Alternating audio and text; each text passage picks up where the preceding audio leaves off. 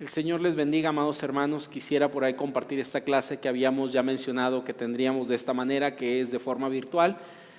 Yo espero que Dios les esté bendiciendo grandemente en esta semana. Tienen el privilegio de no entregar versículo memorizado el día de hoy, sino la próxima semana, y también con algunas tareas que si no las envían el día de hoy, no hay problema, la próxima semana podrían entregarlas, sobre todo aquellos que las están entregando físicamente, no hay ningún problema. Quisiera reflexionar un poquito en la segunda parte de la unidad número 2, que es preparándonos para evangelizar, o prepárese para evangelizar. La semana pasada estuvimos hablando por ahí de algunas cuestiones que son esenciales y cruciales en nuestra vida, es decir, algunas cosas que son buenas, que son parte de alguna manera de esa preparación, viendo el mundo que se cae en pedazos, este mundo en el cual tú y yo somos parte, en el cual el mundo de alguna manera estamos dentro de él, y vemos cómo este mundo se degrada poco a poco, se va disminuyendo en muchos sentidos. Y pues parte de todo esto, amado hermano, es algo que estamos hoy de alguna manera reflexionando un poco, entendiendo de alguna manera que nuestra vida puede ser un instrumento de Dios para llevar el evangelio a aquellas personas que aún no le conocen, a aquellas personas que aún no le tienen como Señor y Salvador en sus vidas. La semana pasada estuvimos hablando acerca de este mundo, pues que poco a poco se cae en pedazos, y hoy no me centraría tanto en esta parte, es decir, no voy hacia allá, sino más bien lo que me gustaría hoy reflexionar un poquito no es básicamente sobre nosotros, sino más bien enfocarnos más en la labor que Dios nos ha dado con este mundo, que hoy en día pues este mundo está en decadencia en muchos sentidos. ¿Y qué busca el Señor de nosotros? Pues básicamente es lo que estaremos hablando hoy en día. Hay una encomienda que el Señor nos ha dado, que es ir y hacer discípulos a todas las naciones, y básicamente, amado hermano, en esa encomienda entramos todos y cada uno de nosotros, pero juntamente con ello el Señor espera algo de nuestras vidas. Es imposible poder ir a hacer esa labor evangelística, misionera, si en realidad nuestra vida no está bien con Dios, porque entonces ¿cómo podemos compartir algo en el cual nuestra propia relación con Dios está cayendo a pedazos día con día, va en decadencia en muchos sentidos? Entonces hoy creo que esta es una parte que Dios nos llama a trabajar en nuestra vida. Hoy hay algunos temas que me gustaría tratar, y comienzo hablando acerca de lo que es la evangelización como un producto de una vida santa. Cuando hablamos, amado hermano, de esa evangelización que hoy estamos de alguna manera teniendo, pues lo que entendemos de esa evangelización es que es un llamado que el Señor nos ha hecho, pero es imposible que alguien pueda desarrollarla cuando su vida está mal con Dios. Pudiéramos hacerlo, pero la pregunta sería, ¿realmente Dios respaldaría la labor que estás intentando hacer? ¿Realmente te sientes con la seguridad y la tranquilidad y el ánimo para ir a compartir ese evangelio con aquella gente que hoy se encuentra perdida, que se encuentra vagando sin rumbo y sin esperanza? Creo que eso sería complicado, ¿no? Es decir, muchos de nosotros batallaríamos en ese sentido, tendríamos dificultades en esas cuestiones, y pues es un problema que muchos de nosotros viviríamos en nuestra vida. Esto nos lleva, amado hermano, a poder entender que es imposible pues ir en ese camino, o sea, en el camino de guiar a otros a la salvación cuando nuestra vida no está bien con Dios. Pero una vida que está en relación perfecta con Dios, bueno, perfecta entre comillas, ¿no? Pero que es una buena relación con Dios, nos lleva a experimentar de esa bendición en nuestra vida, de tal forma que fluye de forma natural, porque hay un deseo de agradar a Dios en nuestra vida, y nuestra vida se encuentra en buenos términos con Dios. Somos agradables delante de Él y lo entendemos así, de tal manera que podemos acercarnos con un corazón puro, un corazón limpio, para esa relación con Dios en nuestra vida. Amado hermano, pues me gustaría por ahí hablar un poquito acerca de esa evangelización como un producto de una vida santa. Y lo primero que me gustaría hablar es que cuando hay esta parte, como decía hace un momento, la evangelización fluye de esa vida santa. Cada uno de los personajes del Nuevo Testamento que compartieron el evangelio con gente que no conocía la salvación, que no tenía a Jesús como Señor y Salvador, fueron movidos por esa vida llena del Espíritu Santo, esa vida que se encontraba en santidad delante de Dios, o en ese proceso de santificación. Ojo con esto, ninguno somos perfectos. Yo no estoy hablando de un proceso en el cual ya todos somos perfectos, o quien no sea perfecto no puede compartir el evangelio. Más bien, un servidor va enfocado a una cuestión que sería la parte de no perfección, pero lo que sí tenemos que entender de alguna manera es que Dios nos llama a mantener una vida santa delante de Él, es decir, una vida que no tenga pues tachas en el sentido de la relación con Dios, que no haya pecado, porque esto estorba nuestra relación con Dios, pero también estorba en el sentido de compartir esa vida hacia los demás. ¿Por qué sentido, amado hermano? Porque básicamente pues no hay ese deseo, tenemos sentimientos de culpa, hay tristeza en nuestro corazón. El creyente tiene el Espíritu Santo, pero a veces no vive la vida tal y como Juan 10:10 lo dice. Juan 10:10 nos dice básicamente algo, que Él ha venido para que tú y yo tengamos vida y esa vida esté en una vida en abundancia con Él. Y muchos creyentes tristemente en algún momento batallamos con esa parte, es decir, no podemos desarrollar esa vida santa delante de Dios porque tenemos un grave problema, y el problema es que nuestra vida no está fluyendo de forma correcta delante de Dios, y eso estorba nuestra relación con Dios. No puede fluir hacia una vida de santidad que comparte el Evangelio. Una persona que no cultiva esa vida de santidad es una persona vacía e inefectiva en su evangelización personal. ¿Por qué razón? Porque básicamente Dios no respalda la vida de este tipo de personas, y en algún momento Dios puede hacer su obra, pero uno mismo sabe que en realidad no puede dar allá lo que uno no tiene, y a lo mejor puede aparentar con ellos, pero acabando de hablar, uno regresa a ese vacío en algún momento cuando nuestra vida espiritual no está bien, no está encaminada de forma correcta delante de Dios. Entonces todo esto, amado hermano, es de lo que hablamos en esta sección sobre la evangelización como un producto de una vida santa. Ahora déjame te digo algo, hemos estado hablando durante las semanas pasadas acerca de ese evangelio, compartir el evangelio con la gente. Ojo con esto, con la gente que conocemos más que con la gente que no conocemos. No quiere decir que no hagamos lo otro, pero creo que impactamos más a la gente que tenemos cercana a nosotros. ¿Qué pasaría si nuestra vida no es santa? Si nuestra vida no hay un compromiso pleno con Dios, pero queremos compartir así el evangelio con esas personas que nos conocen. Realmente nuestra predicación, nuestro mensaje con ellos sería un mensaje que no lleva ni un fondo ni lleva un fin. Es decir, muchos de ellos rechazarían ese mensaje, porque ningún creyente puede esperar dar un buen testimonio así, como esta parte que quiero mencionar. Ningún creyente puede esperar dar testimonio con éxito si se contenta con llevar una vida espiritual mediocre. Es decir, yo creo que pocas ocasiones nos motiva el imitar gente, ojo con esto, el imitar a gente que vive vidas sin convicciones. Yo no sé cómo seas tú, ¿no? Pero la gente que ha impactado mi vida hasta este momento es gente que tiene convicciones, y convicciones fuertes sobre lo que quiere hacer. Es decir, tiene buenas convicciones sobre las cosas. Una persona que no mantiene una buena convicción básicamente no es alguien que a mí me atraiga, y a la mayoría de la gente no le atrae esa gente sin convicciones.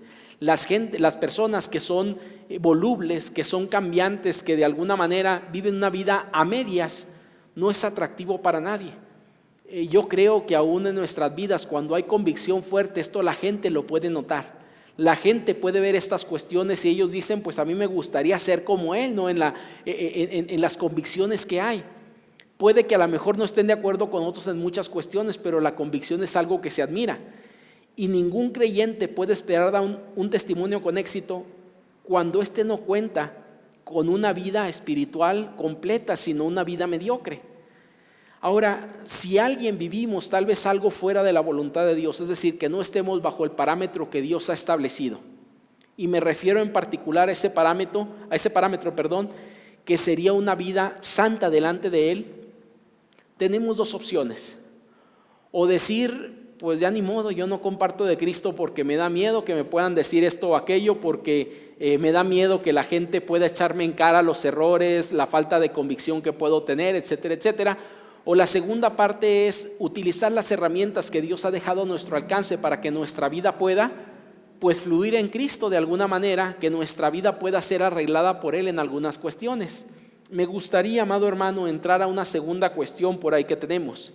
Y esta segunda cuestión que aparece ahí, la segunda cuestión es, debemos tener a nuestro alcance algunas cuestiones, algunas herramientas que son necesarias para una santidad de vida, para que nuestra vida pueda estar completa en Cristo y llevar nuestra vida a un nivel que sería el compartir el Evangelio, no solamente a través de palabras, sino a través de todo lo que hacemos, que sería nuestra vida completa.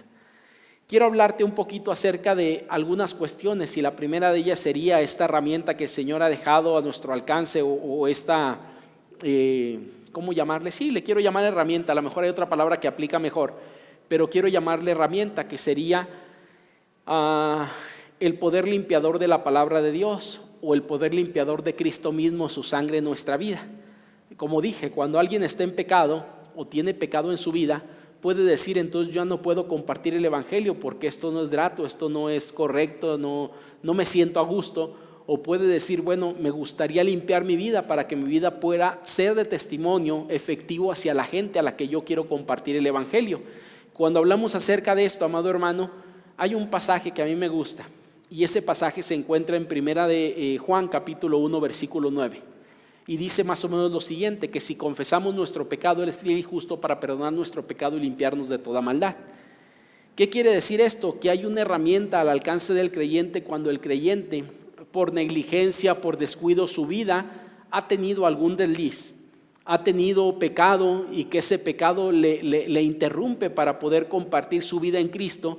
Pues la Biblia nos habla acerca de ello, y Él dice: si confesamos nuestro pecado, Él es fiel y justo para perdonar nuestro pecado y limpiarnos de toda maldad. Eso implica, amado hermano, básicamente una cuestión: que cuando tenemos una vida no santa delante de Dios, la opción no es no compartir, sino más bien es doblegar nuestra vida delante de Él y pedir que Él pueda limpiar nuestra vida, porque queremos que nuestra vida pueda ser un instrumento que fluye de forma natural en el compartir el evangelio con la gente que no le conoce. Y para ello requerimos limpiarnos de toda aquella maldad. Recordarles aún lo que decía por ahí Juan capítulo 15 versículo 3: ya vosotros estáis limpios por la palabra que os he hablado. Pero me gusta porque dice: vengan y los limpiaré para que lleven más fruto. Es decir, hay cuestiones que tienen que ser limpiadas y podadas de nuestra vida, y esa poda básicamente lleva una función para producir más fruto. Y muchos de nosotros creo que necesitamos pasar en ese proceso purificador en nuestra vida, de arrepentimiento, de ir doblegados delante de Dios y decirle: ayúdame con esta vida, con esta situación, con esto que estoy viviendo, de tal manera que Cristo sea quien trabaje en nuestros corazones para ayudarnos en medio de las circunstancias que tú y yo podemos vivir o podemos experimentar en algún momento. Amado hermano, esto es algo de lo que en algún momento a mí me parece tenemos que entrar. Ahora, no solamente esto, hay una herramienta que el Señor ha puesto a nuestro alcance que se llama un testimonio atractivo. Cuando hablamos del testimonio atractivo, no estoy haciendo alusión en particular a ese testimonio relacionado con la conversión. El testimonio lleva varias vertientes. Cuando hablamos de testimonio, hablamos básicamente de algunas connotaciones, como por ejemplo la conversión a Cristo. Pero lo que yo quiero hacer, uso la palabra aquí, la connotación que quiero darle es el testimonio hoy en día, un testimonio que sea atractivo a la gente. ¿Y cómo puede ser un testimonio atractivo a la gente? Pues básicamente con una vida que refleje a Cristo, es decir, el gozo que Él me da. Juan 10:10 nos dice: yo he venido para que tengan vida y tengan vida en abundancia. ¿Realmente nuestra vida está reflejando esa vida en abundancia para las personas? De tal manera que cuando la gente voltea a vernos, ve en nosotros ese deseo de alguna forma para ser pues atractivos delante de ellos y decir: me gustaría vivir lo que Él vive. Realmente nuestra vida ha abandonado el pecado, realmente nuestra vida tiene convicciones fuertes que la gente pueda desear. Sabes, yo veo algo en la sociedad en la que hoy vivimos y en la que mucha gente ha vivido tiempo atrás, y una de las personas que son seguibles o aquellos que son candidatos para ser seguidos son gente que tiene convicciones sobre de algo. Esas convicciones a veces pueden estar erradas, pero la convicción es algo que atrae a las personas. Imagínate un creyente con convicción en su palabra, en la palabra de Dios, convicción sana, convicción verdadera sobre lo que Dios demanda sobre su vida. Creo que podría tener un impacto. Es parte de una herramienta que Dios nos ha dejado, y este testimonio, tristemente, muchos de nosotros lo desperdiciamos porque vivimos, como decía hace un momento, vidas mediocres, no con una convicción, no con un testimonio atractivo ante las demás personas. Dios es la fuente de nuestro testimonio, y la Escritura nos dijo: quien venga a mí, de su interior correrán ríos de agua viva. Y esos ríos son los que atraen a la gente también, para ellos decir: pues a mí me gustaría ver lo que ha sucedido en la vida de esta persona. Y como decía hace un momento, no hablamos del testimonio de conversión, sino hablamos de lo que hoy vivimos en Cristo, que puede ser atractivo para las personas con las que nos rodeamos día con día. Parte de ello, déjame te comparto algo sencillo, ¿no?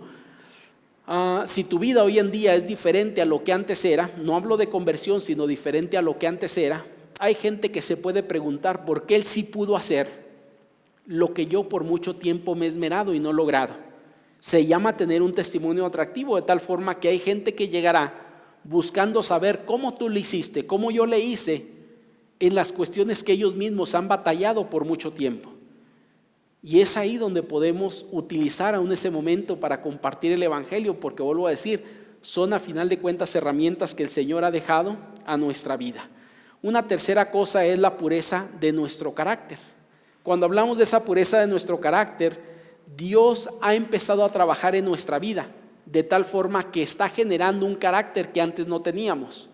El fruto del Espíritu que se produce en la vida de un creyente tiene que ver con rasgos de carácter en su vida, como el gozo, el amor, la paz, la benignidad, la bondad, la mansedumbre, la templanza, o algunos llaman a este fruto como la capacidad para abstenerse de algo, que sería el dominio propio. Cuando la gente ve en nosotros esa pureza de nuestro carácter, es decir, un carácter que está transformándose por Cristo día con día, pues somos personas que son atrayentes a la gente que conocemos. Esa gente se acerca a nosotros porque encuentra en nosotros lo que no puede encontrar en otras personas, porque les falta el desarrollo de ese carácter en su vida. Y esto nos lleva, amado hermano, a entender que básicamente es una herramienta que Dios ha puesto, pero necesitamos pedirle al Señor que siga purificando nuestro carácter en Él, es decir, que nuestra vida pueda seguirse cambiando día tras día para glorificar a Dios con lo que hacemos. Cuando esto no es como debe de ser, entonces tenemos un grave problema, porque en nuestra vida entonces no hay una pureza de carácter que podamos mostrar a la gente. Y recordemos que esa pureza de carácter la podemos tener, amado hermano, por la relación que entablamos por Cristo, la relación que tenemos hoy con Dios. Él tiene atributos que eran de Él, pero los ha compartido con nosotros. El amor, la paciencia y varias cuestiones son atributos que Él comparte con el ser humano. Se le conocen como atributos morales, y Él ha compartido esos atributos para que tú y yo podamos gozar de esos atributos en nuestra vida para honra y gloria del Señor. Sabes, cuando hablamos de esto no es lo único, sino también hay una cuarta cosa, cuarta herramienta, que sería el alcance de la vida victoriosa por adelantado. Es decir, que en Cristo podemos salir más que vencedores, dice la Escritura. Romanos 8 me gusta por lo que dice, y nos dice que en Cristo somos más que vencedores. Y cuando una persona vive lo que veíamos antes, que es una vida no agradable delante de Dios, Dios nos ha dado la capacidad para, confiando en Él, alcanzar un testimonio que pueda ser loable, un cambio de nuestra vida y una transformación de cosas que no eran, pero que Él quiere buscar en nosotros. Solamente basta una cuestión: acercarnos a Él y permitirle esos cambios en nuestra vida para tener esa vida victoriosa, donde pueda llevarnos a buscar personas rendidas a los pies de Cristo para alcanzar el Evangelio. Sabes, amado hermano, todo esto es parte de lo que entendemos. Ahora me gustaría ir a algunas cuestiones cruciales. Esta parte que quiero a continuación compartir no tiene que ver tanto con nosotros, sino con la gente con la que convivimos o compartimos. ¿A qué me refiero? Tú y yo debemos de entenderlas, porque el día que entendamos estas tres cuestiones que hoy quiero compartir contigo, cuando sabemos las tres frases correspondientes, sabemos lo suficiente para llevar a una persona a Cristo. Es decir, estas tres cuestiones que quiero compartir contigo son el meollo de alguna forma del asunto, que es el evangelismo. Y me gustaría compartir contigo por qué es necesario prepararnos con esto, porque el día que salgamos a compartir el evangelio, si tú ya estás compartiendo el evangelio con alguien, estas tres cuestiones deben de quedar grabadas en el corazón de la persona y deben de estar grabadas en nuestra cabeza para compartir con ellos sin olvidar absolutamente ninguna de ellas. Y el problema, las tres cuestiones cruciales me gustaría compartirlas, son tres en particular. Y la primera de ellas sería el problema del hombre. ¿Cuál es el problema del hombre? El problema mayor del hombre, lo veíamos en la primera sesión. El problema mayor del hombre es el pecado. Si el problema mayor del hombre fuera la economía, yo lo dije, Dios no hubiera enviado a Jesús como Salvador, sino hubiera enviado a un economista. Si el problema mayor de la humanidad hubiera sido la moral, es decir, la moralidad, hubiera enviado a lo mejor un legalista para poder trabajar esa parte. Si el problema de la humanidad hubiera sido, no sé, cualquier otra cosa, hubiera enviado a una persona dedicada a arreglar esa cuestión. Pero ¿sabes por qué Jesús viene a este mundo? Porque el problema mayor de la humanidad era el pecado y el hombre necesitaba la salvación que Dios ofrecía. ¿Por medio de quién? De Cristo. Y eso hace entonces que el hombre pueda llegar a este mundo, que Jesús pueda llegar a este mundo para salvar al hombre de su pecado. Y el problema mayor del hombre es el pecado. Romanos 3:23 nos dice: por cuanto todos pecaron. Nótese lo siguiente, el pasaje no dice algunos, el pasaje dice por cuanto todos. Y eso implica que todo ser humano en este mundo, excepto Jesucristo, es un pecador. Todos pecaron y están destituidos de la gloria de Dios. Ahora, ¿por qué razón? Porque básicamente el pecado tiene su esencia, y la esencia del pecado son tres cosas que son básicas, que necesitamos entender. La autonomía del ser humano, es decir, insistir en hacer nuestra propia voluntad, el yo primero, es decir, no queremos un apego a Cristo, no queremos alguien que nos dirija, sino queremos vivir en autonomía.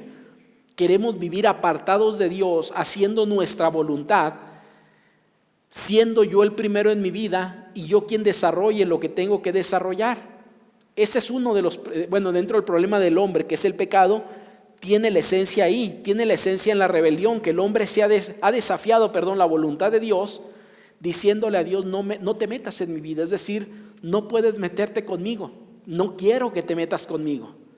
Básicamente el pecador es lo que le está diciendo a Dios. ¿Por qué no doblega su vida? Porque no quiere rendir cuentas ante nadie.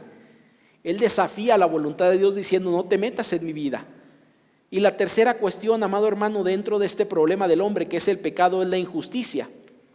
Ser arrastrado por el egoísmo a hacer lo malo. ¿Y qué es el pecado? Errar al blanco, es decir, por nuestro egoísmo no queremos dar a la meta, al blanco, sino queremos hacer nuestra propia voluntad. Eso implica hacer lo malo, no darlo en lo que Dios nos ha dicho que debemos de dar en el blanco, sino errar ese blanco, pero por decisión propia, no porque no podamos, sino por decisión propia hemos dicho no, y eso se llama vivir en la injusticia. Ahora, la Biblia nos dice que ese problema tiene una paga. Romanos 6:23, ahorita cité 3:23, que dice: por cuanto todos pecaron. Pero Romanos 6:23 nos dice: porque la paga del pecado es ¿qué? La muerte. Ahora, esta parte es importante, porque si la paga del pecado es la muerte, mucha gente dice: pues ya moriré algún día y pagaré el pecado. No, entiéndase lo siguiente: ¿qué entendemos como creyentes por muerte? ¿Y qué tenemos que hacer entender a la persona por muerte? La muerte, amado hermano, no tiene la misma connotación bíblica que la misma connotación que el mundo le está dando. Para el mundo, cuando habla acerca de muerte, para el mundo la muerte en particular tiene que ver con el dejar de existir en la mayoría de los casos. Es decir, una persona muere y deja de existir. Esta es la muerte para muchas personas. De hecho, hay denominaciones, sectas más bien, que hablan acerca de la muerte eterna como la aniquilación del alma, es decir, dejar de existir. Yo no sé si tú sabías, pero bíblicamente el término muerte en la Biblia no tiene que ver con dejar de existir. Ya que el hombre fue diseñado para tener un alma eterna, no tiene que ver con dejar de existir. Tiene que ver en particular con la separación. Es decir, siempre que aparece la muerte en la Biblia, está hablando de un proceso de separación. Básicamente en la Biblia encontramos tres tipos de muerte: la muerte física, la muerte espiritual y la muerte eterna. ¿En cuál de estos tres significa dejar de existir? En ninguna. Cada una de ellas, más bien, el término muerte significa separación. Déjame te explico. En el huerto del Edén, cuando el hombre vivía ahí, Eva y Adán, Dios le da instrucciones y le dice: ciertamente, si tú pecas, ¿qué? Morirás. Ahora te hago una pregunta: ¿Adán y Eva murieron en el momento que comieron del fruto que les dijeron que no deberían de comer? Es decir, ¿murieron en ese momento? ¿Dejaron de existir? No. ¿Qué es lo que sucede? Hubo una separación entre el hombre y Dios por causa del hombre y su pecado, su falla, su desobediencia. Pero Adán y Eva no murieron en el momento, es decir, no hay una muerte por esa causa, sino viene la separación, que es el romper la relación que Dios tenía con ellos por causa de su pecado. Cuando una persona muere físicamente, ¿deja de existir? La Biblia nos dice que no, el alma es eterna. Lo único que sucede en el proceso de la muerte física es la separación del alma con la separación o de lo espiritual con lo físico, es decir, el cuerpo. Cada uno de ellos, es decir, es separado dentro de ese ente, el cuerpo y lo espiritual. Pero deja de existir. No, la Biblia nos dice que su existencia sigue, es decir, es alma, es eterna. Cuando hablamos de la muerte eterna, amado hermano, te decía que hay algunas sectas que toman esto como la aniquilación del alma, es decir, dejas de existir para toda la eternidad, ya no existes más. ¿Cuál es el término que la Biblia nos da relacionado con esto?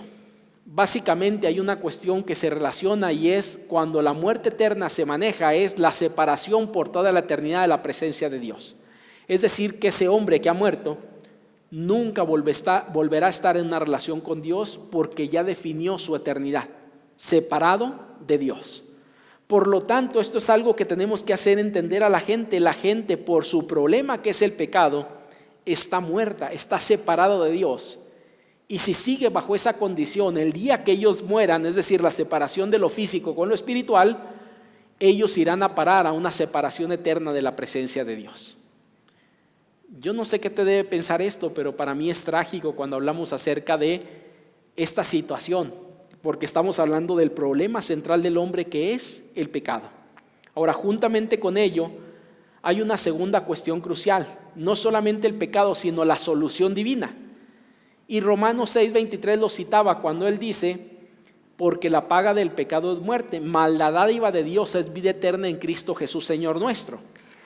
Cuando hablamos acerca de esa solución divina, el Calvario es la única provisión de Dios para el pecado del hombre, es decir, no hay más provisión, según Juan 3:16, porque de tal manera amó Dios al mundo, que ha dado a su Hijo unigénito para que todo aquel que en él cree no se pierda, mas tenga vida eterna. Básicamente, amado hermano, hay algo que a mí me fascina en esa parte. Y lo que a mí me fascina dentro de esta sección es lo siguiente: que encontramos dentro de ello que Dios ha provisto la solución divina para el problema del pecado. ¿A través de quién? De Cristo en la cruz del Calvario. No somos salvos por lo que hacemos, y debemos de entender eso. No somos salvos por lo que hacemos, sino por lo que Cristo ya hizo por nosotros. La salvación tú y yo la alcanzamos por lo que Él ha hecho, no por lo que nosotros podamos hacer. El Calvario es todo lo que Dios ha provisto. No hay otra cosa más. Por eso mantenemos las 5 solas, ¿no? Y parte de ellos es solo Cristo, sola gracia. Estas dos cosas, hay otras cosas más, pero estas dos cosas me parecen interesantes aquí, porque no creemos que el sacrificio haya quedado incompleto para salvación. No creemos que debe de ser eso más algo más. Lo que creemos es que Él ha provisto de forma definitiva y terminada la obra salvadora en Cristo para la humanidad. Y esa es la solución que Él ha provisto. Es lo que tú y yo compartimos con la gente, que sería el Evangelio. La necesidad de que la gente entienda que requiere una relación con Cristo para salvación en su vida. Esto nos lleva, amado hermano, a una tercera cuestión, que sería la tercera cuestión que estamos manejando. Y la tercera cuestión tiene que ver con nuestra responsabilidad. ¿Cuál es la responsabilidad entonces del hombre? Básicamente ejercer una fe salvadora. Esa fe Dios la deposita en nuestra vida, es cierto. La fe viene por el oír, y la Escritura nos dice que es un regalo de Dios. Toda la gente en este mundo seguramente tiene fe. La pregunta sería: ¿en qué está depositada su fe?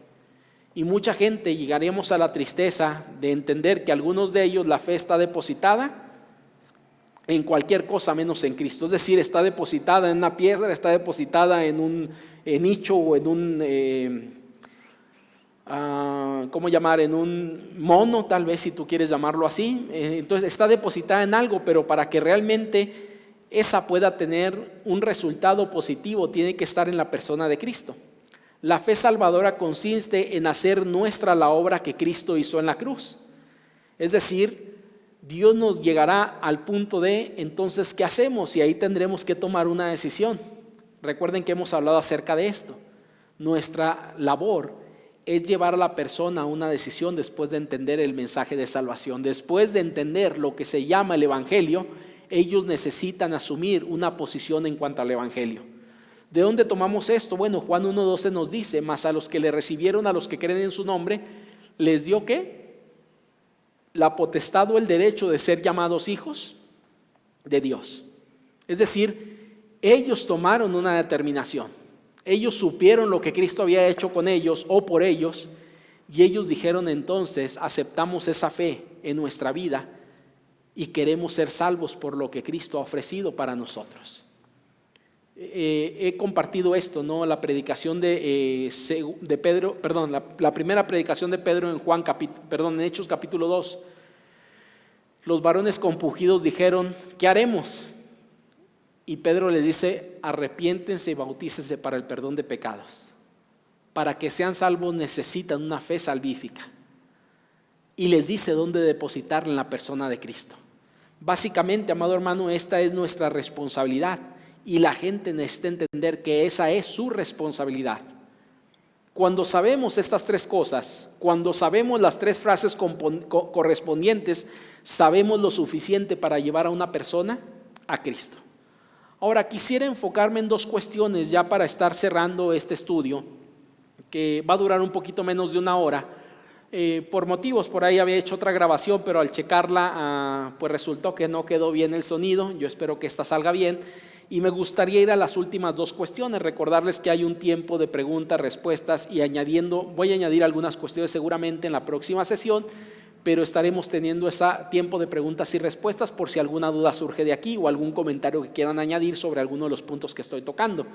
Pero quisiera ir en este momento a un ejemplo vivo de cómo presentar el Evangelio en la Biblia. En el libro de Hechos, amado hermano, es un libro muy práctico. Yo podría decir casi que es mi libro preferido del Nuevo Testamento. Hay varios libros que me gustan del Nuevo Testamento, todo me gusta, pero hay algunos que me gustan más todavía. Y Hechos yo lo considero como el libro tal vez en el que más disfruto leer por lo que sucede en la iglesia. Me gusta mucho la historia de la iglesia del primer siglo y lo que Dios hace en la vida de aquellos hombres que se dispusieron para ser usados por Dios. Y en el libro de Hechos, capítulo número 8, versículos déjenme ver, porque me gustaría ir a la palabra y poder analizar con base a ella algunas cuestiones. En el libro de Hechos, capítulo número 8,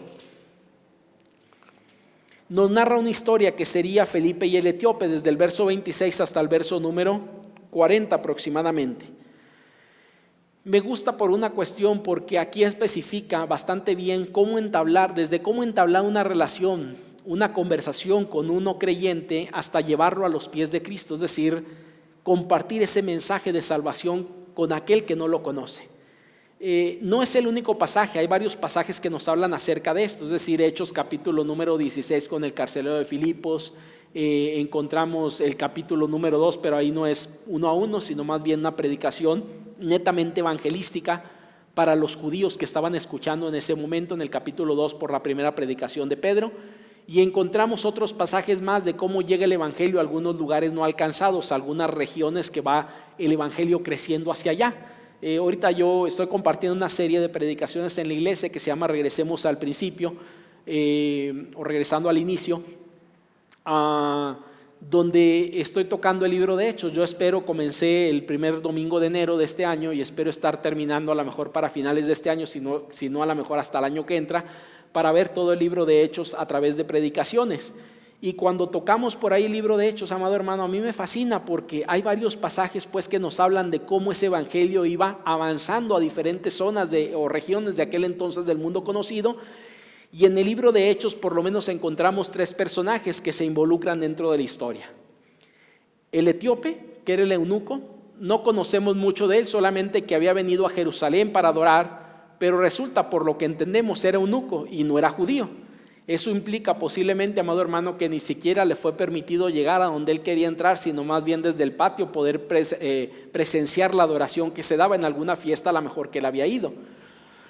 El segundo personaje es Felipe, que no conocemos muchos datos de él, pero lo poco que conocemos es un hombre siempre dispuesto para ser usado por Dios para bendición de la vida de otros y llevar Dios a través de él el evangelio a las personas que en algún momento no lo conocían. Y la tercera cuestión que entendemos por ahí, básicamente que entendemos ahí en el pasaje, o el tercer personaje, sería el Espíritu Santo. Él es quien indica, habla y le dice a Felipe: ve por el camino, le da las indicaciones, instrucciones, y Felipe cumple. Quisiera meterme pues en el pasaje y hablar un poquito acerca de algunas cuestiones que me parecen esenciales dentro de esa evangelización, en este ejemplo vivo de cómo presentar el evangelio a una persona que básicamente no conoce absolutamente nada, aunque le gusta escuchar, pero básicamente no conocía absolutamente nada. La primera de ellas sería obedecer lo que lo que Dios está indicando o la indicación que Dios está dando. ¿Por qué digo esto, amado hermano? Porque en el verso número 29 encontramos algo que nos dice por ahí en el pasaje. Dice lo siguiente, y hablaba, capítulo 8, versículo número 29. Y el Espíritu dijo a Felipe, acércate y júntate a ese carro. Es decir, cuando hablamos de ese evangelismo práctico a través de un ejemplo, lo primero que necesitamos hacer es ser obedientes a la voz de Dios, de decir, cuando nos dice comparte el evangelio con tal persona. Ahora, yo creo que muchos hemos experimentado esto, lo compartí la semana pasada o antepasada, ya no recuerdo, pero una parte que tenemos que entender es que debemos ser obedientes cuando Dios indica y nos pone en el corazón, nos pone en la mente el compartir el evangelio con algún amigo, con algún vecino, con algún familiar, con alguna persona que vamos en algún lugar con ellos, en el camión podría ser, en el avión o lo que sea, compartir con ellos el evangelio porque el Señor nos está impulsando. Felipe, si algo nos muestra, amado hermano, sería la disposición y la obediencia para atender lo que el Espíritu Santo estaba indicando para su vida. Yo creo que para muchos de nosotros Dios habla de muchas maneras, hablando acerca de cómo nos muestra su voluntad. Es decir, es cierto, la Biblia ahí está la base central, pero cuando la iglesia llama aún para salir a evangelizar, es una forma como Dios te está invitando para colaborar en el plan de salvación de la gente que aún no le conoce. ¿Y qué tendríamos que hacer? Pues básicamente ser obedientes a eso que el Señor está demandando sobre nuestra vida. Segunda cuestión, entablar una conversación con aquellas personas con las que el Señor nos pide acercarnos.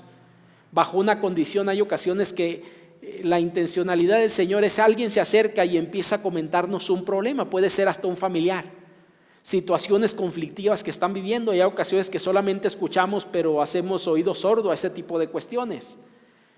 Aquí lo que encontramos es que Felipe se acerca e inicia una conversación que iba haciendo el etíope según el verso número 30 en el pasaje. El etíope o aquel funcionario de Candace, dice por ahí la escritura, decía que acudiendo Felipe le oyó que leía al profeta Isaías y dijo, pero ¿entiendes lo que lees? Es decir, empieza a entablar una conversación. Y yo creo que esa conversación siempre es necesaria, no podemos partir de la nada. Vengo a compartirte el mensaje de salvación, ¿no? Por lo menos un buen día, una buena tarde, buena noche, y entablar una relación de tal forma que la persona se sienta con la disposición para escuchar lo que tú y yo queremos compartir con ellos. Amado hermano, pues es lo que aquí encontramos en el verso número 30, entablar esa conversación con la persona. ¿Qué otra cosa más podemos aprender de este capítulo, del capítulo 8, en la cuestión del evangelismo? Pues algo que podemos entender es carga por el deseo de ayudar. En el verso 31, amado hermano, le dijo el etíope, ¿y cómo podré si alguno no me enseñare? Y rogó a Felipe que se subiese y se sentara con él. Es decir, Felipe tenía el deseo de ayudar porque había sido movido por Dios para eso. Hay ocasiones que la gente está confundida aún en lo que cree y tristemente en lugar de brindar una ayuda a veces no somos empáticos con ellos, sino más bien despreciamos y decimos, no, este idólatra, ¿qué le voy a andar compartiendo a esta persona que no sé qué, su vida es un desastre y no sé qué tantas cosas? Y ponemos algunos prejuicios que tristemente afectan el poder compartir el evangelio con ellos. Fíjate que este hombre llamado Felipe se acerca y el etíope dice, ¿cómo podría entender si alguien no me ayuda? ¿Y quién se dispone para ayudarle? Pues básicamente este hombre llamado Felipe se sube al carruaje y empieza a compartir el evangelio con él. De hecho, ahí puse yo nada más una imagen alusiva a esta situación, a esta historia, donde él va compartiendo y va ayudándole a entender algunas cuestiones. Ahora, ¿qué hace Felipe, amado hermano, dentro de ese carruaje ya? Pues con amabilidad para contestar las preguntas que este hombre tiene. En el verso 34, ojo con esto. Respondiendo el eunuco, dijo a Felipe, te ruego que me digas de quién dice el profeta esto, ¿de sí mismo o de algún otro? Y Felipe empieza a explicarle, empieza a compartir con él lo que él sabía.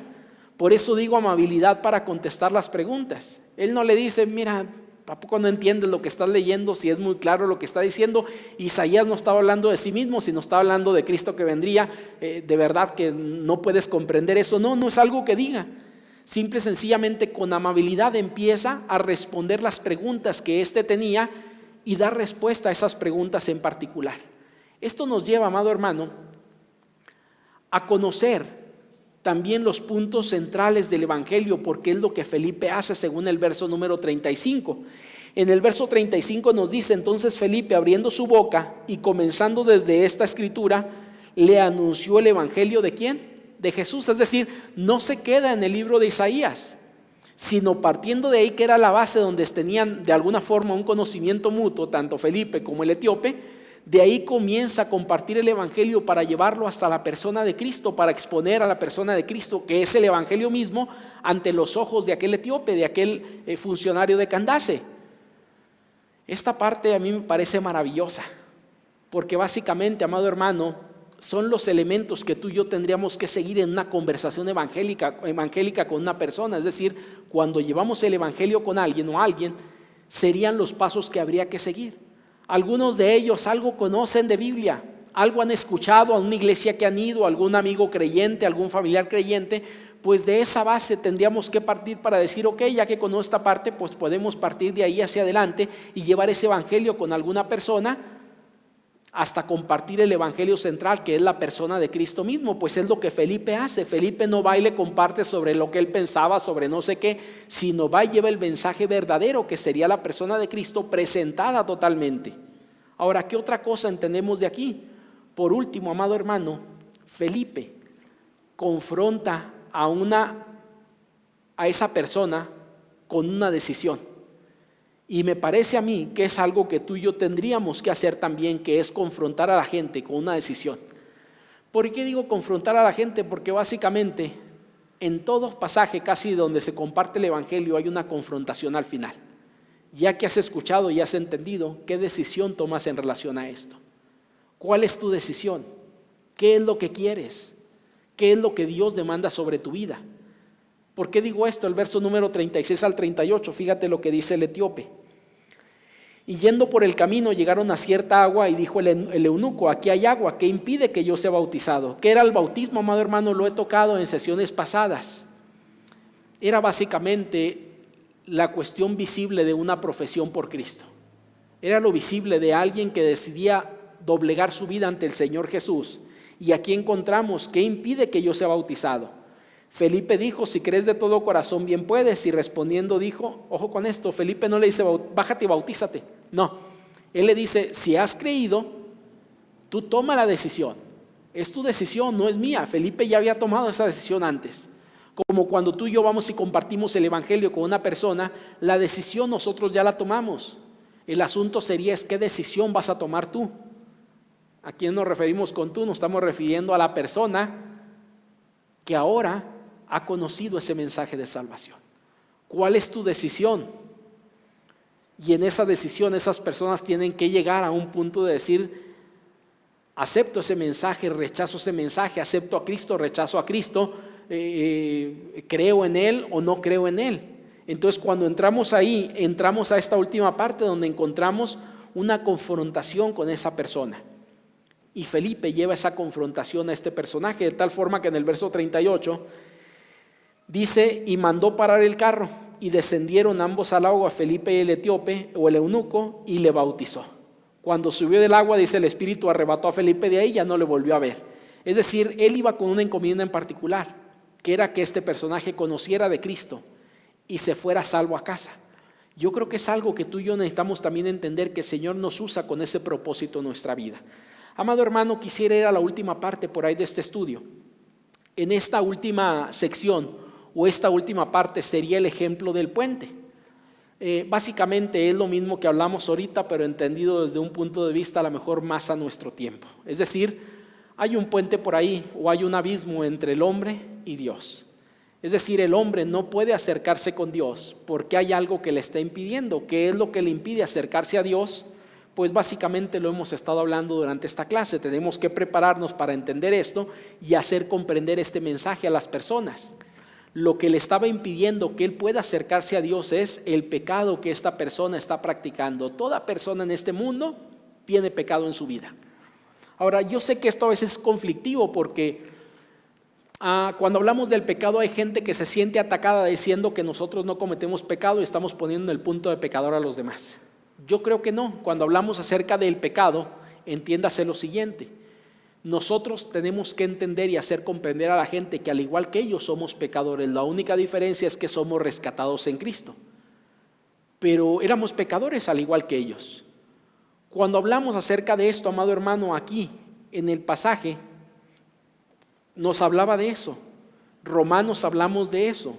El pecado está interfiriendo en nuestra relación con Dios, y cuando un hombre intenta acercarse a Dios, el pecado le impide que pueda acercarse a Dios. ¿Por qué razón? Pues básicamente por algunos pasajes como Romanos 3:23, otro pasaje por ahí también que aparece como Romanos 6:23, los mencionamos hace rato. Romanos 3:23 nos dice: todos pecaron, es decir, no hay quien se salve de esta pandemia del pecado. Todo ser humano está infectado con él. Pero también nos dice que la paga del pecado es la muerte. ¿Qué implica eso, amado hermano? Pues básicamente lo que nos dice la Escritura por ahí en Hebreos también, es que todos morirán físicamente, y después de la muerte cada uno tendrá un juicio, y en ese juicio sabremos hacia dónde vamos, si es el cielo o el infierno, no por cómo nos hayamos portado, no por las obras buenas que hayamos hecho, sino por la decisión que hemos tomado en Cristo.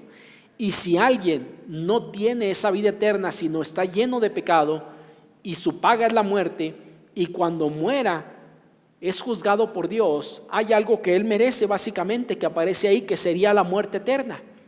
Esa persona entonces estaría separada por Dios para toda la eternidad. No podría haber la posibilidad de unirse con Dios nuevamente. Cuando hablamos acerca de esto, amado hermano, es algo que entendemos está ahí, y es un problema para nuestra vida. Ahora, no solamente eso, esta es la parte negativa, es lo que está del lado del hombre. El hombre es un pecador, el hombre merece la muerte por su pecado, el hombre atravesará el juicio de Dios y como resultado de ello será la muerte eterna. Pero ¿qué nos dice la Biblia, amado hermano? La Biblia también nos habla acerca de lo que Dios ha provisto para que el hombre pueda atravesar de un abismo hasta donde Dios está, es decir, para no irse a ese abismo del pecado y brincar ese pecado, sería un puente que Él ha establecido. Y este puente que el Señor ha establecido tiene que ver con la salvación que Él ofrece en Romanos 5:8, cuando dice: mas Dios muestra su amor para con nosotros, en que siendo aún pecadores, Cristo murió por nosotros. Lo que Dios le dice es: a pesar de que eres un pecador, Cristo murió por ti, y Él busca restaurar la relación con Él a través de lo que Cristo hizo en la cruz. Y el otro de ellos sería Efesios capítulo 2 versículos 8 y 9, no por obras para que nadie se gloríe, por gracia sois salvos, no por obras para que nadie se gloríe, dice por ahí la Escritura. Si quieren vamos al pasaje, es un pasaje muy bonito, y el pasaje por ahí de Efesios 2 versículo 8 y 9 dice lo siguiente: porque por gracia sois salvos por medio de la fe, y esto no de vosotros, pues es don de Dios, no por obras para que nadie se gloríe. Lo que Dios dice es: yo establecí un camino por el cual puedes llegar a mí sin necesidad de morir. Puedes llegar a mí, ¿para qué? Para entablar una relación con Dios, porque Dios busca la relación con el hombre. Y esa relación con el hombre, ¿sabes lo que producirá en la vida de una persona?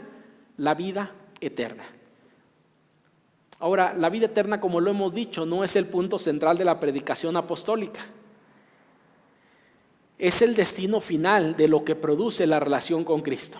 Es decir, es lo que da por default la relación con Cristo.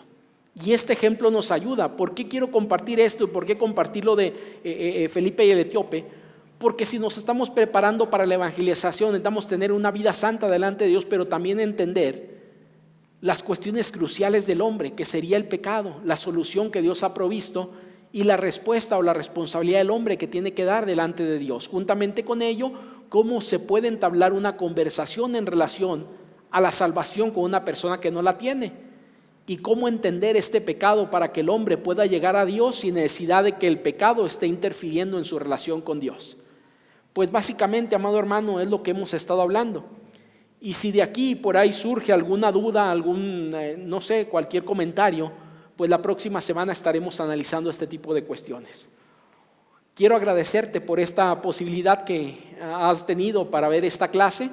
Yo espero sea de bendición para tu vida, y si el Señor lo permite, la próxima semana nos vemos por ahí con lo que está pendiente y tratamos de terminar esta unidad número 2 que dejamos por ahí pendiente. Me falta compartir un poquito algunas cosas más y entrar a la parte de la sesión de preguntas y respuestas que dijimos que tendríamos después de la hora de clase. Entonces, que el Señor te bendiga mucho y gracias por estar atento por ahí a esta clase. Dios te bendiga mucho.